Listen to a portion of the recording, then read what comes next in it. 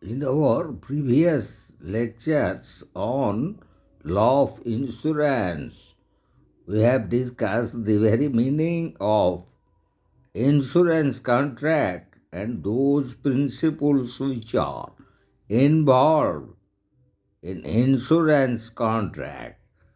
And now in this lecture we would like to discuss about what exactly double insurance means.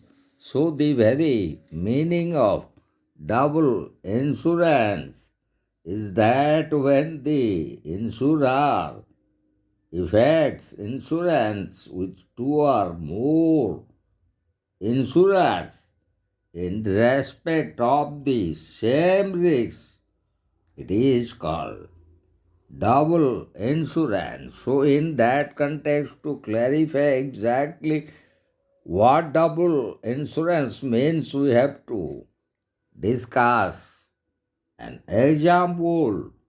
So, the company A insures its ships against marine perils of rupees 50 lakh with B company and RS 30 lakh with C company, and this is otherwise called double insurance. And as we know, double insurance is subject to the principle of indemnities, and therefore, in the event of the loss, the insured will not be allowed to recover more than the actual loss from all the insurers together. Thus, as we have discussed the above example, in case the ship sinks, thereby resulting in a total loss, and the value of the ship is as 50 lakh, the insured cannot claim rupees 80 lakh as it was insured in the first insurer indicates RS 50 lakh, and in the second insurer against rupees 30 lakh, but it would only for rupees 50 lakh from both the insurers. Those companies as B and C, that is the amount of actual loss. This amount of loss shall be shared between the two insurers in proportion to the value of each insurer's policy. If the insured claims the whole amount from any one of the insurers, the insurer who is so made liable can claim contribution from his co-insurers, where, however, the insurance policies contains a contribution clause restricting the liability of the insurer in case of double insurance to a rateable proportion of the loss. The insured cannot recover the full payment under any one policy because each of the policies is liable only for its redeemable proportion. In case the insured receives any sum in excess of the indemnity, the insured shall keep any sum in excess of the indemnity in trust for the insurers according to their right of contribution. However, life insurance is not subject to the principles of indemnity since the life cannot be measured in terms of money and therefore there may be any number of policies for any amounts. All the policies are payable, whatever the total amount to be. So, in that case, we would like to discuss certain important features of double insurance. So, in regards to that, one of the first important feature of double insurance is the subject matter, which is insured with two or more insurance companies, such as we could discuss in regards to any subject matter of insurance. Insured in one company, that is National Insurance Company, and the second one, the New India Assurance Company.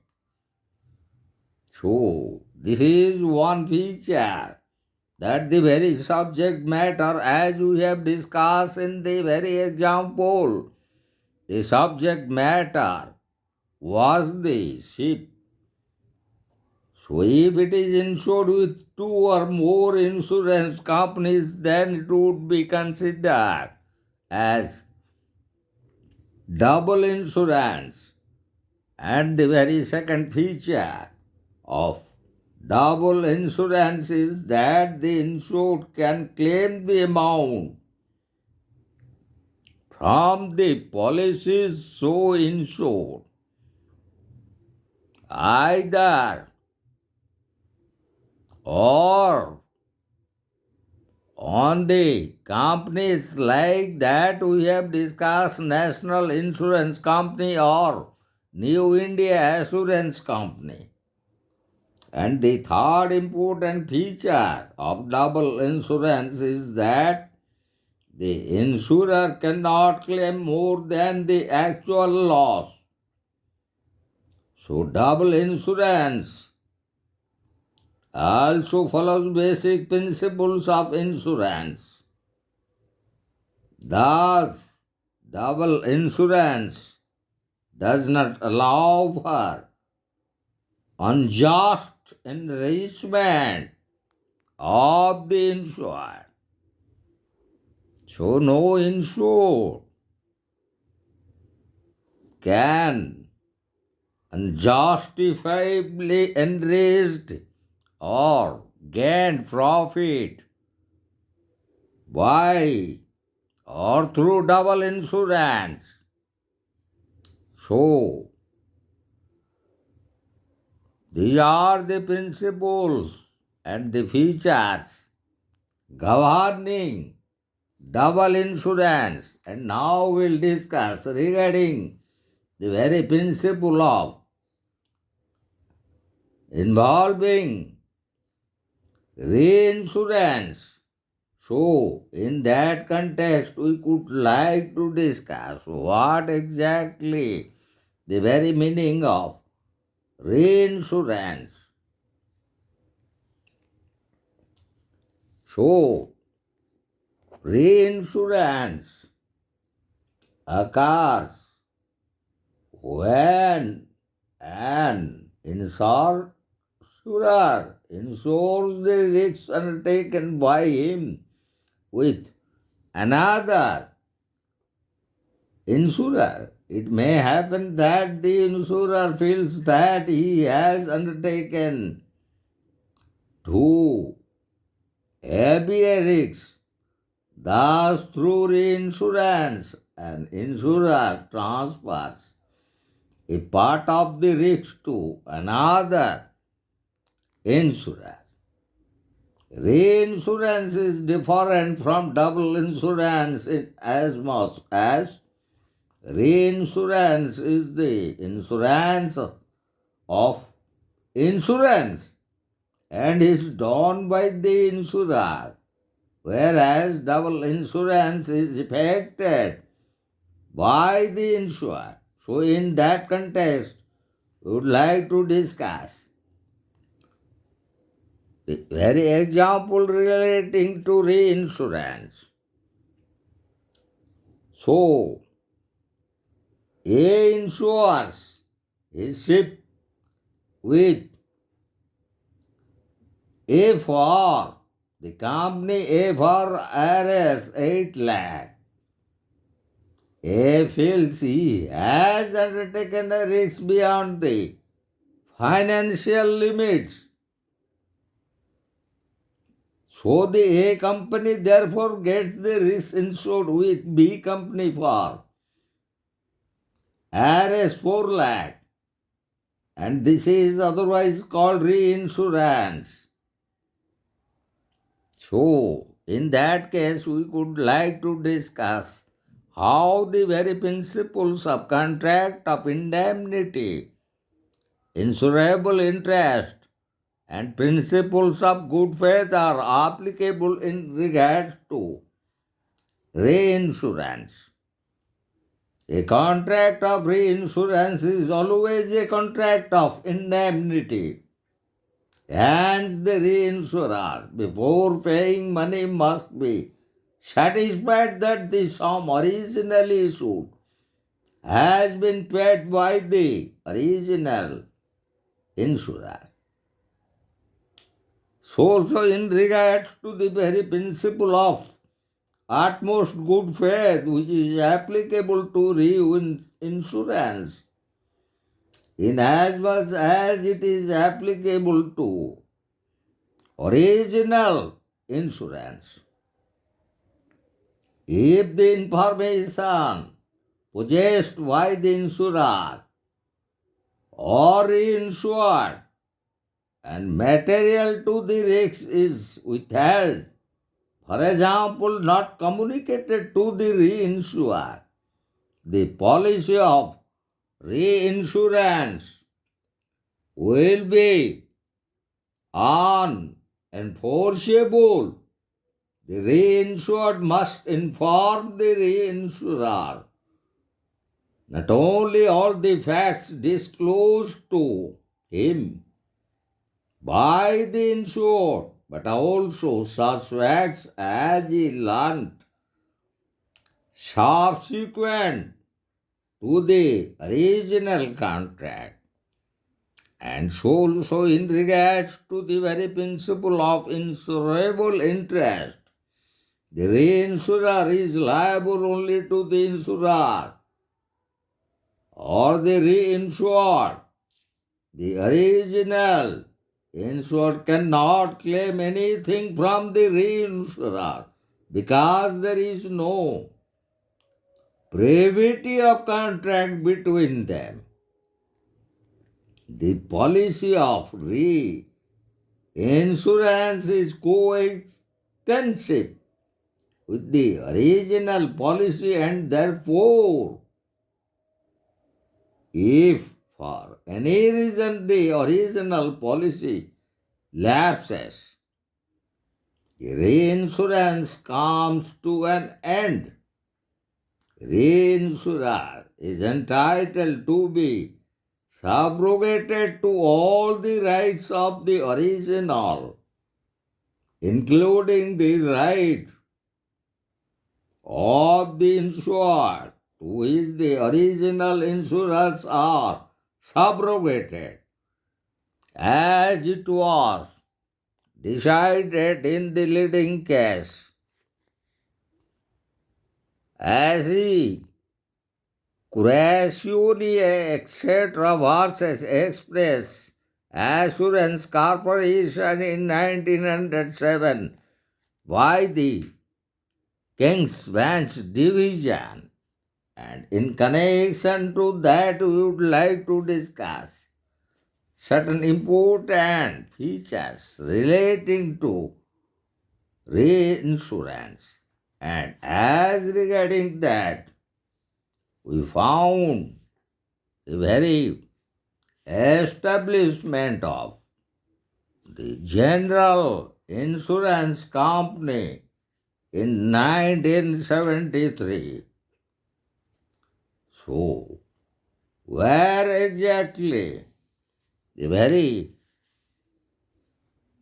existing companies of insurance, almost more than 100 insurance companies,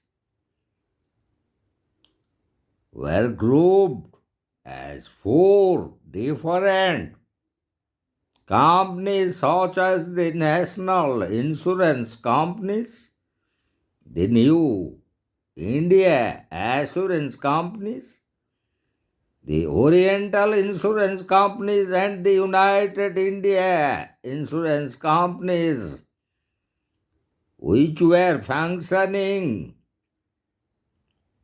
in the metropolitan cities of Calcutta, Madras, Bombay, and New Delhi. All were amalgamated under the Parliamentary Act of General Insurance Corporation, and ultimately they were amalgamated in 1973. But subsequently they are delinked and were created as separate subsidiaries only in 2003. So, after the delinking process of 2003, now these four companies are functioning separately. And as such, regarding reinsurance, we found certain characteristics. And as regarding the very characteristics of reinsurance, in reinsurance, the reinsuring company accepts the liability of the original insurance company. All these principles that apply to the contract of insurance are applied on contract of reinsurance also. So also there is no effect of reinsurance on policy holder. The matter relates in between the two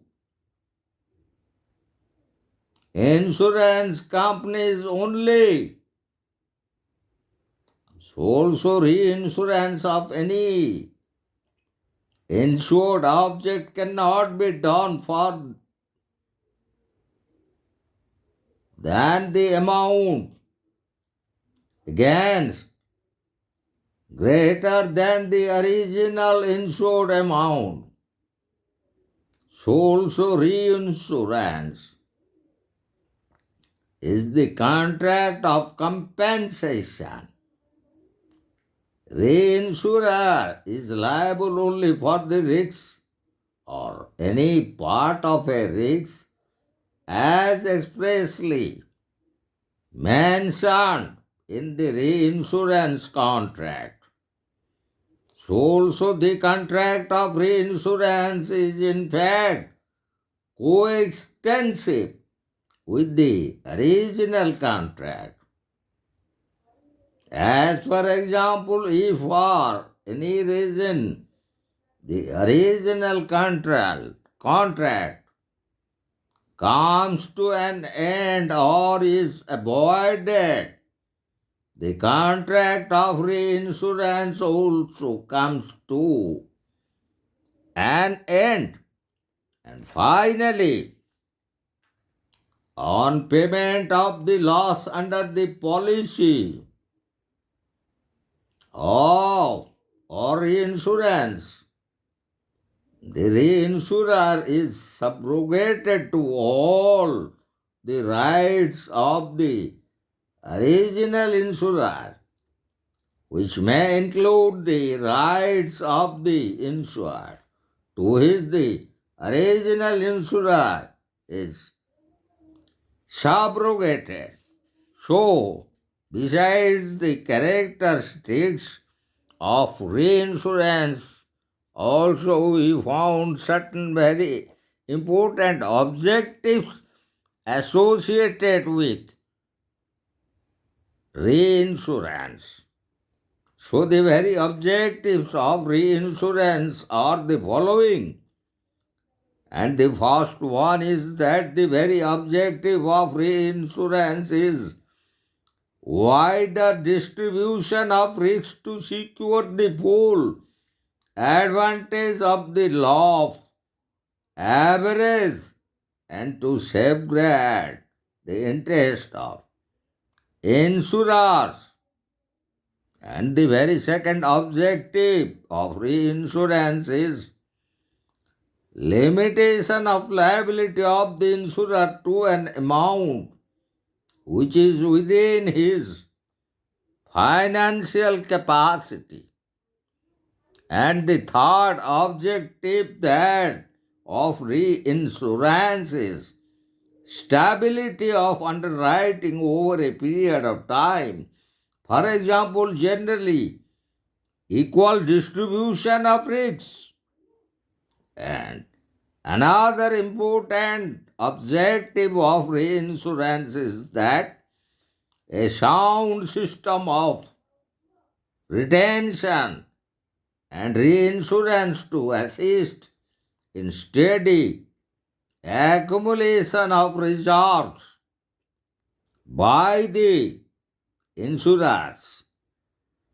Apart from that, sometimes an insurer may undertake the insurance of certain risks at a higher rate of premium and may reinsure part of these or the whole of it with some other insurers at a low rate with the objectives of earning profit out of it. For example, making profits by way of retaining the difference between the two premiums.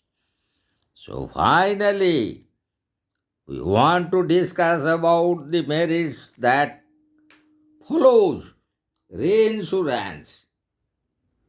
So, among the merits, the first merit that follows from reinsurance is it is easy to accept offer.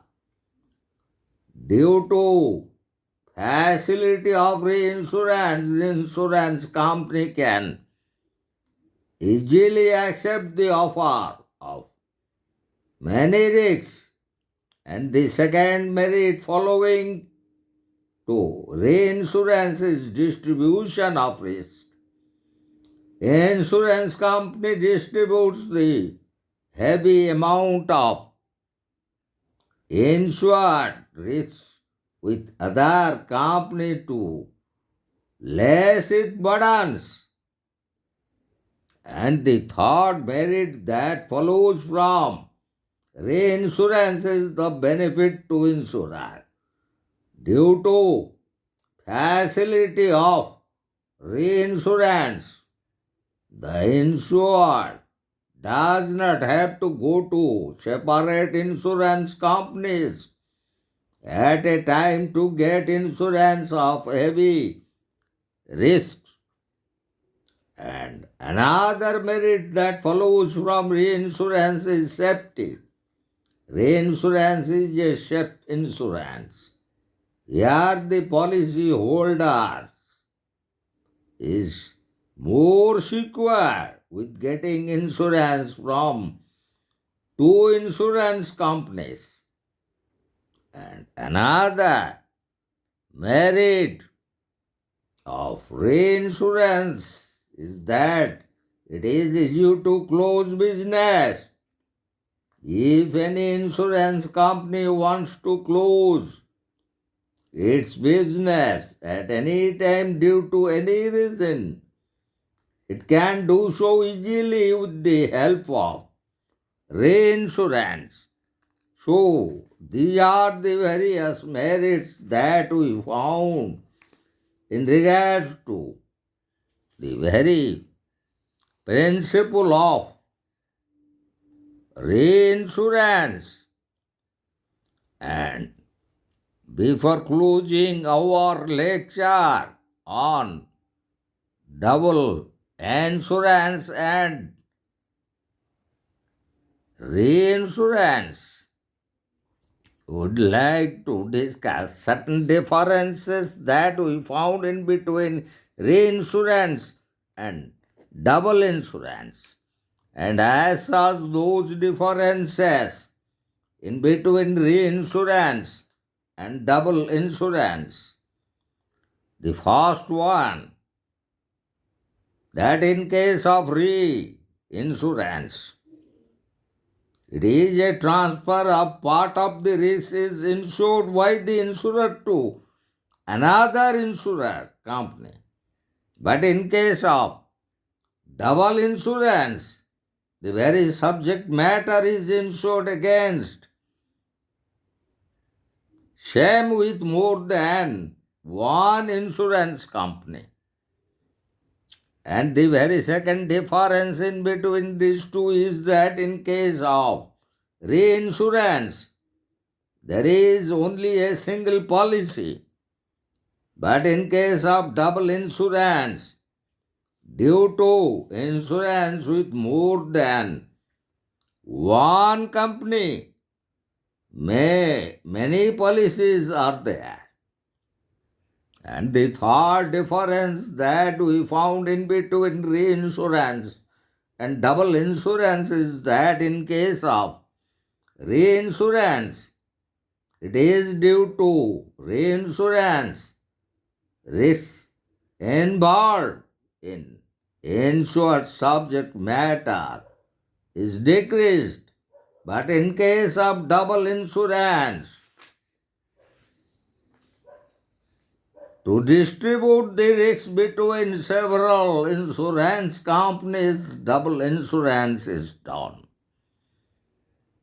And the fourth difference that we found in between these two are, in case of reinsurance, insured cannot claim his loss from each insurer, but the total amount received from all the insurers shall not exceed the amount of actual loss of total insured value. But in case of double insurance, insured can claim his loss from each of the insurer up to the amount insured with them. And finally, we found the last difference between reinsurance and double insurance is that in case of reinsurance, the owner has no knowledge of the insurance. But in case of double insurance, the information of damage has to given individually to each companies. So, in this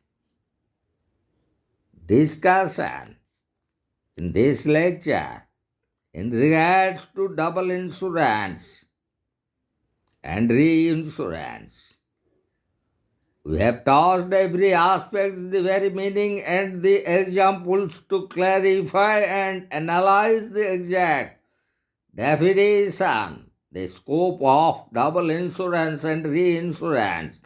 So also, how far the very principles of indemnities, the principles of contract of indemnity, insurable interest, and principles of good faith are applicable. That also we have discussed and some leading cases. And also we have discussed regarding the very formation of General Insurance Company in 1973 by an Parliamentary Act by amalgamating more than 100 insurance companies under four different companies such as National Insurance Companies, New India Assurance Company, Oriental Insurance Company, and under United India Insurance Companies, which were respectively functioning from the metropolitan cities like New Delhi, Mumbai, Calcutta, and Chennai, and how these companies were subsequently delinked and functioning in their separate way since 2003 by another parliamentary act, so also in regarding to the very question relating to reinsurance. We have discussed the various characteristics of reinsurance, their very objectives, and those merits we found of reinsurance. And finally, we have discussed the very differences that we found in between reinsurance and double insurance. So, in our next upcoming lecture, we will discuss, as we know, there are different types of insurance, and in particularly the three major important types of insurance that we would like to discuss in our upcoming lectures are the life insurance, fire insurance, and marine insurance. And all these three we would like to discuss in our upcoming lecture.